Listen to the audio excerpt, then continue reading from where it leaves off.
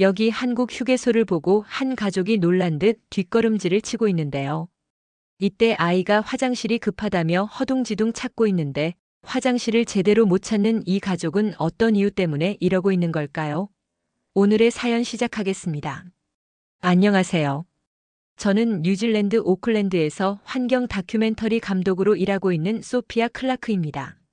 저는 한국의 선진화된 친환경 기술과 지속 가능한 시스템을 기록하기 위해 한 달간의 특별한 여행을 준비했어요.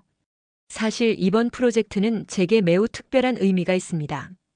3년 전 우연히 접한 한국의 환경 정책 기사를 보고 깊은 인상을 받았거든요. 작은 국토에서 이처럼 혁신적인 환경 시스템을 구축했다는 사실이 놀라웠습니다. 제 남편 제임스는 15년 경력의 건축 엔지니어예요. 그는 평소에도 한국의 초고층 빌딩과 스마트시티 기술에 큰 관심을 보였죠. 특히 송도 국제업무지구의 친환경 건축 설계를 보고는 꼭 한번 직접 보고 싶다고 했어요. 우리 아들 올리버는 태권도 유튜브 영상을 보고 한국에 완전히 빠져버렸습니다. 8살답게 호기심 가득한 눈으로 한국의 모든 것을 배우고 싶어 했죠. 네, 에단 브라운과의 관계를 더 자연스럽게 설명하도록 하겠습니다. 인천행 비행기에서 저는 우연히 뉴질랜드 최대 투자사 엔지의 대표 에단 브라운과 마주쳤습니다. 사실 저는 3년 전 그와 한 번 일한 적이 있었어요. 제가 환경 다큐멘터리를 제작할 때 그의 회사 투자 프로젝트를 취재했었거든요. 당시에도 그는 환경보다는 수익만을 중요시하는 비윤리적인 태도로 논란이 됐었죠. 이번에도 40대 중반의 그는 호텔 체인 인수를 위해 한국을 방문한다고 했는데 여전히 거만한 태도로 자신의 회사 규모와 실적을 과시하더군요. 완벽한 수트 차림이었지만 그의 오만한 태도는 옷차림과 달리 불쾌감을 자아냈습니다. 뉴질랜드에서도 그의 무례한 행동은 종종 뉴스에서 다뤄질 정도였죠. 비즈니스석에서 그는 끊임없이 승무원들을 괴롭혔고 한국을 두고 투자 가치만 있는 작은 나라라며 경멸적인 태도를 보였어요. 특히 제가 한국의 환경 기술을 취재하러 간다는 말에 쓸데없는 짓이라며 비웃더군요. 기내식으로 나온 비빔밥을 보고는 이게 뭐야? 라며 코웃음치기도 했습니다. 하지만 저는 그의 편협한 시각이 이번 여행을 통해 크게 바뀔 것이라 확신했답니다. 12시간의 비행 끝에 인천국제공항이 시야에 들어왔을 때 우리 가족은 탄성을 질렀습니다. 마치 미래도시에 온 것 같은 웅장한 터미널과 자동화된 입국 시스템은 제 예상을 훨씬 뛰어넘었어요. 특히 올리버는 공항 곳곳에 설치된 로봇 안내원을 보고 연신 감탄사를 연발했죠. 입국장을 빠져나와 처음 들른 곳은 공항 한식당이었어요. 우리 가족이 자리에 앉고 얼마 지나지 않아 에단도 같은 식당에 들어왔습니다. 그는 우리를 발견하고는 일부러 바로 옆 테이블에 앉더군요. 마치 우리의 불편함을 즐기기라도 하듯이 말이에요. 올리버가 고른 불고기 비빔밥은 우리 가족의 입맛을 단번에 사로잡았습니다. 신선한 야채와 고기의 조화, 그리고 고추장의 매콤달콤한 맛은 긴 비행의 피로를 날려버렸죠. 반면 에다는 포크가 없다며 크게 투덜거렸지만 친절한 직원이 곧바로 포크를 가져다 주었고 그의 불평은 무색해졌어요. 오히려 주변 손님들이 그의 무례한 태도에 눈살을 찌푸리는 모습이 역력했습니다. 우리는 식사 후 렌터카를 타고 강원도 양양으로 향하는 첫 여행을 시작하려 했어요. 창밖으로 보이는 서울의 화려한 야경은 마치 별들이 땅으로 내려앉은 것 같았어요. 제임스는 한국의 체계적인 도로 시스템과 정확한 내비게이션에 감탄했고 올리버는 뒷좌석에서 신나게 한국어 단어들을 은조렸습니다. 우리 가족은 양양을 향해 출발했습니다. 한국의 프리미엄 전기차를 빌렸는데 이 차의 품질은 제임스의 기대를 훨씬 뛰어넘었어요. 조용하고 안정적인 주행은 물론 첨단 운전 보조 장치들이 인상적이었죠. 특히 차 내부의 깔끔한 마감과 편안한 좌석은 우리를 더욱 즐겁게 했습니다. 서울을 벗어나 고속도로로 들어서자 깔끔하게 정돈된 도로가 눈앞에 펼쳐졌어요. 질서 있게 움직이는 차들과 체계적인 표지판들이 우리를 안내했죠. 올리버는 차창 밖 풍경에 푹 빠져 연신 감탄사를 내뱉었습니다. 특히 도로 옆으로 펼쳐진 푸른 산들과 아름다운 들판은 마치 그림 같았어요. 달리기 시작한 지 1시간 즈음 올리버가 화장실에 가고 싶다고 했습니다. 다행히도 내비게이션 화면에는 다음 휴게소까지 남은 거리가 정확히 표시되어 있었어요. 그때 옆 차선에서 검은색 고급 수입차가 갑자기 끼어들었는데 운전자는 다름 아닌 에단이었죠. 그는 우리 차를 발견하자마자 위험한 운전으로 방해를 놓기 시작했습니다. 무려 3번이나 급하게 차선을 바꾸며 우리를 위협했어요. 제임스는 침착하게 속도를 줄이며 안전거리를 유지했지만 에단의 무모한 운전은 계속되었죠. 다른 운전자들도 그의 위험한 운전에 경적을 울리며 항의했습니다. 휴게소에 도착했을 때는 이미 에단의 차가 주차되어 있었어요. 주차장에서 그의 모습이 보였는데 주변 차들 사이로 무례하게 끼어들며 주차 자리를 찾고 있더군요. 그의 행동을 보며 우리는 곧 무슨 일이 벌어질지 예감할 수 있었습니다. 주차장을 서성이던 에단은 마침내 한 어르신이 자리를 비우기를 기다리던 차를 밀치다시피 하고 그 자리를 차지했어요. 주변 사람들은 그의 무례한 행동에 눈살을 찌푸렸지만 에단은 아무렇지도 않다는 듯 차에서 내려 휴게소 건물로 성큼성큼 걸어갔습니다. 그의 뒷모습에서는 한국의 정서를 전혀 이해하지 못하는 오만함이 묻어났죠. 우리도 서둘러 차에서 내렸습니다. 올리버가 화장실이 너무 급하다며 안절부절 못하는 모습에 발걸음을 재촉했어요. 주차장에서 휴게소까지 가는 길은 깔끔하게 정돈되어 있었죠. 길가에 줄지어 심어진 나무들 사이로 에단의 모습이 보였는데 그는 앞서가던 노부부를 거칠게 밀치고 지나가더군요. 노부부는 놀란 표정으로 비틀거렸고 주변의 한국인들은 불편한 기색이 역력했습니다. 화장실을 찾아 휴게소 안으로 들어섰는데 올리버는 긴줄을 보고 걱정스러운 표정을 지었습니다. 휴게소 내부는 생각보다 훨씬 복잡했어요. 주말이라 그런지 사람들로 북적였고 화장실 앞에는 긴 줄이 이어져 있었죠. 그 와중에 시끄러운 소리가 들려왔습니다. 화장실 입구 쪽에서 에단이 또 말썽을 피우고 있었어요. 그는 자신이 외국인이라며 새치기를 시도했고 결국 한 젊은 남성과 실랑이가 벌어졌습니다. 에단은 이미 줄의 맨 앞에서 한국인 손님과 다투고 있었어요. 새치기를 시도하다 제지당한 모양이었죠. 한국의 휴게소는 제가 상상했던 것과는 완전히 달랐습니다. 깨끗한 화장실은 물론이고 반짝이는 바닥과 정돈된 시설이 인상적이었어요. 매장들도 식당가와 쇼핑 공간이 체계적으로 구분되어 있었죠.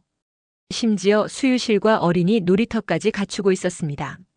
한 직원이 올리버의 급한 상황을 눈치챘습니다.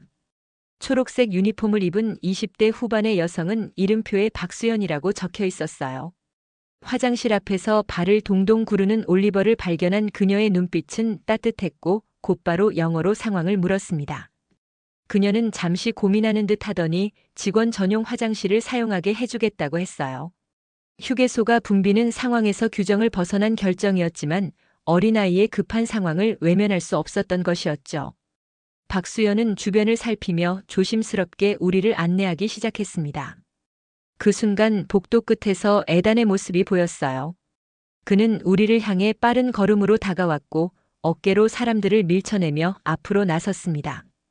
얼굴이 붉어진 채 자신도 급하다며 목소리를 높였고 박수연의 제지를 무시한 채 화장실 문을 향해 손을 뻗었죠. 주변 사람들은 그의 무례한 행동에 놀란 표정이었고 몇몇은 휴대폰을 꺼내들기 시작했습니다. 박수연의 단호한 눈빛이 번쩍였지만 에단은 아랑곳하지 않고 화장실 문을 향해 다가섰어요. 그의 행동에서는 한국의 정서는 물론 기본적인 예의조차 찾아볼 수 없었습니다. 박수연은 단호하게 에단을 제지했습니다.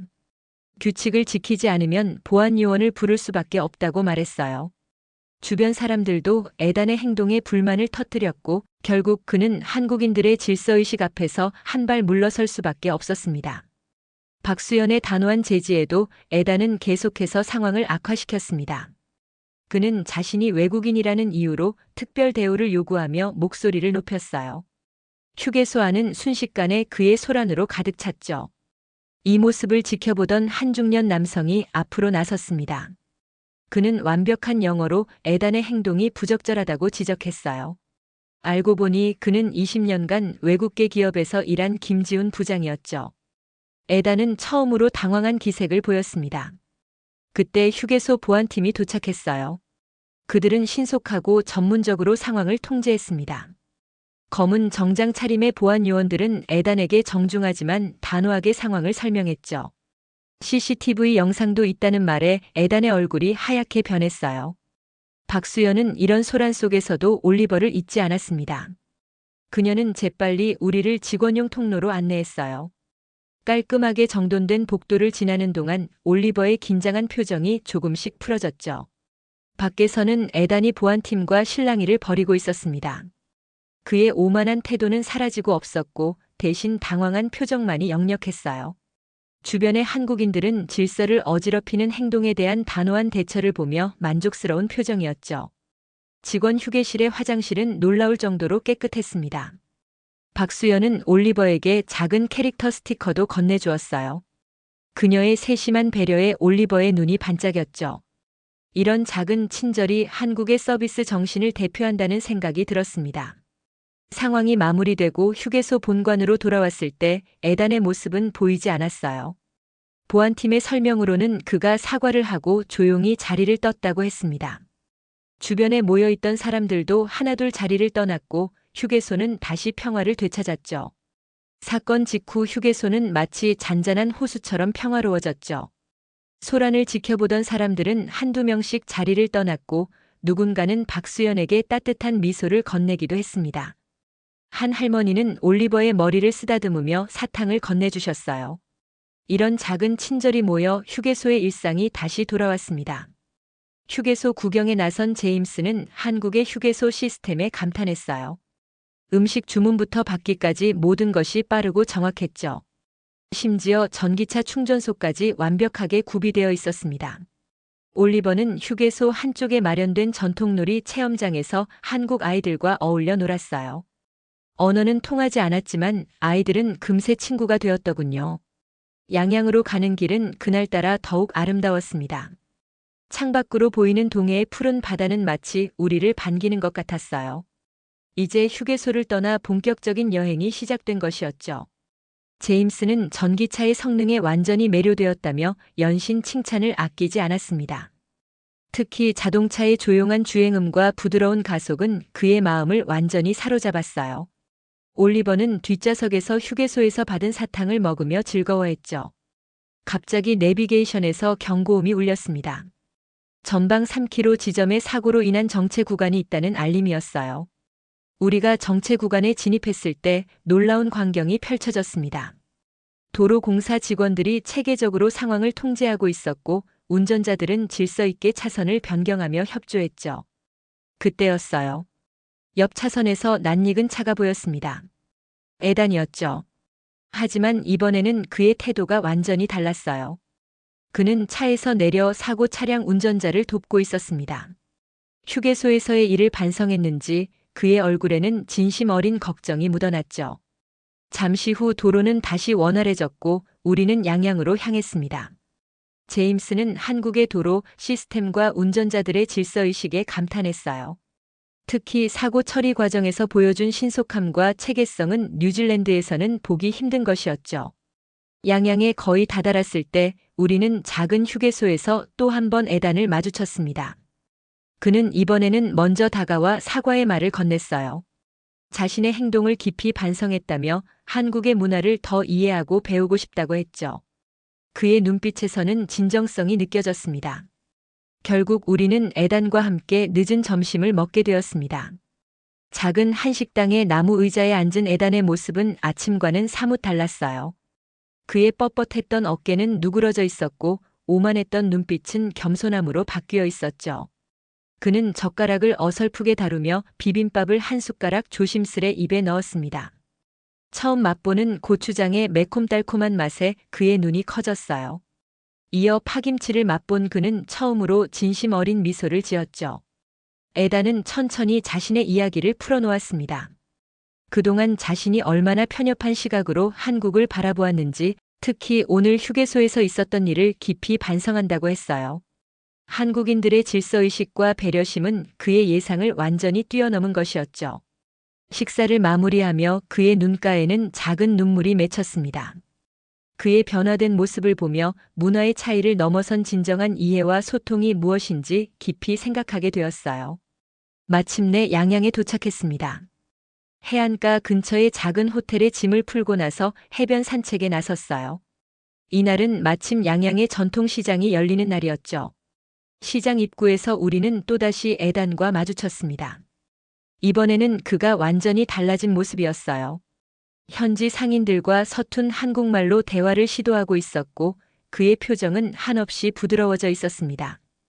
에단은 우리를 보자 반갑게 손을 흔들었고 시장 구경을 함께 하자고 제안했죠. 시장 안으로 들어서자 활기찬 분위기가 우리를 반겼습니다. 올리버는 즉석에서 만드는 호떡의 달콤한 향기에 이끌렸고 제임스는 수작업으로 만드는 철공예품에 눈을 떼지 못했어요. 특히 신기했던 것은 시장 한가운데 있는 작은 공연장이었죠. 그곳에서는 지역 어르신들이 직접 전통 악기를 연주하고 계셨습니다. 에다는 시장 구경 내내 놀라움을 감추지 못했어요. 특히 상인들의 친절함과 정직함에 감동했다고 했습니다. 그는 가격 흥정을 하려 했지만 이미 정직하게 매겨진 가격을 보고 자신의 행동을 부끄러워했죠. 시장의 끝자락에는 작은 식당이 있었어요. 주인 할머니는 우리에게 직접 담근 김치를 맛보여 주셨고 에다는 처음으로 김치의 매운맛에 도전했습니다. 처음에는 얼굴이 빨개졌지만 이내 어메이징 이라는 말과 함께 엄지를 치켜들었죠. 저녁이 되자 시장은 또 다른 모습으로 변했습니다. 포장마차에서 피어오르는 음식 연기와 전구들의 따뜻한 불빛이 거리를 채웠어요. 우리는 에단과 함께 오징어 튀김을 나눠 먹으며 서로의 문화에 대해 이야기를 나눴죠. 그는 자신의 편견이 얼마나 잘못됐는지 진심으로 고백했습니다. 이날의 경험은 단순한 시장 구경이 아닌 문화적 편견이 깨지는 순간이었어요. 에단의 변화는 한국 문화의 진정한 힘을 보여주는 좋은 예시가 되었습니다. 다음 날 아침 양양의 하늘은 유난히 청명했습니다. 새벽부터 들려오는 파도 소리에 일찍 잠에서 깬 우리 가족은 해변으로 향했어요. 모래사장은 이미 아침 운동을 나온 현지인들로 활기가 넘쳤죠. 새벽 물고기를 잡아온 어부들이 그물을 정리하는 모습, 요가 매트를 펴고 몸을 풀고 있는 사람들, 반려견과 산책하는 가족들의 모습이 한 폭의 그림처럼 펼쳐졌습니다. 특히 눈에 띈 것은 해변을 정리하는 자원봉사자들이었어요. 노란 조끼를 입은 이들은 체계적으로 팀을 나누어 해변 구석구석을 깨끗이 청소하고 있었죠. 그들 사이에서 뜻밖의 인물을 발견했습니다. 바로 에단이었어요. 그는 봉사자 조끼를 입고 허리를 숙여가며 꼼꼼히 쓰레기를 줍고 있었습니다. 불과 하루 전과는 전혀 다른 모습이었죠. 우리도 자연스럽게 활동에 동참했어요. 올리버는 작은 빗자루로 모래사장을 쓸었고 제임스는 바위 틈새에 끼어있는 쓰레기를 집어냈습니다. 에다는 이제 봉사자들과 손짓 발짓을 섞어가며 대화를 나누고 있었죠. 서툰 발음으로 감사합니다를 연습하는 그의 모습이 인상적이었어요. 활동이 끝난 후 봉사자들은 우리를 근처 포장마차로 초대했습니다. 비닐하우스처럼 생긴 포장마차 안은 의외로 아늑했어요. 아침 일찍부터 준비된 뜨끈한 어묵탕을 나누며 현지 어르신들은 양양의 역사와 문화를 들려주셨습니다. 1960년대부터 이어져 온 어촌 마을의 이야기, 서핑 성지가 되기까지의 과정, 지역 주민들의 환경 보호 노력까지. 에다는 메모장에 하나하나 기록하며 진지하게 경청했죠. 점심 무렵 우리는 서피비치로 향했습니다. 이곳은 서핑 명소로 유명한 곳이었어요. 에메랄드빛 바다와 완만한 파도는 서핑하기에 완벽한 조건이었죠. 해변에는 초보자부터 전문가까지 다양한 서퍼들이 물결을 가르고 있었어요. 특히 인상적이었던 것은 철저한 안전관리 시스템이었습니다. 해변 곳곳에 배치된 안전요원들, 초보자를 위한 체계적인 강습 프로그램, 정확한 기상 정보 제공까지. 올리버는 어린이 서핑 강습에 참여했고 제임스는 한국 서핑 문화의 체계성에 감탄했습니다. 저녁이 되자 에다는 우리를 특별한 장소로 초대했어요. 현지 어부들이 운영하는 작은 횟집이었습니다. 허름해 보이는 외관과 달리 내부는 깔끔했고 주방에서는 신선한 회를 손질하는 칼질 소리가 경쾌하게 들려왔죠. 주인 아저씨는 우리를 위해 특별히 방금 잡힌 광어회를 준비해 주셨어요. 에다는 처음으로 도전하는 회에 긴장한 기색이 역력했지만 한 점을 입에 넣자마자 그의 표정이 밝아졌습니다. 저녁 식사를 하며 에다는 자신의 하루를 이야기했어요.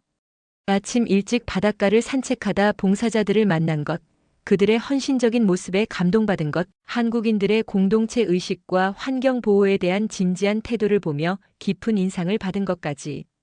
그의 이야기에는 진정성이 묻어났습니다. 그날 밤 호텔로 돌아가는 길에 마주한 달빛 아래 바다는 더욱 아름다웠어요. 에단은 자신의 투자 계획을 수정하겠다고 했습니다. 단순한 수익이 아닌 한국의 문화와 가치를 존중하는 방향으로 말이죠. 지역 주민들과 함께 성장하는 지속 가능한 관광 개발을 구상하고 있다고 했습니다.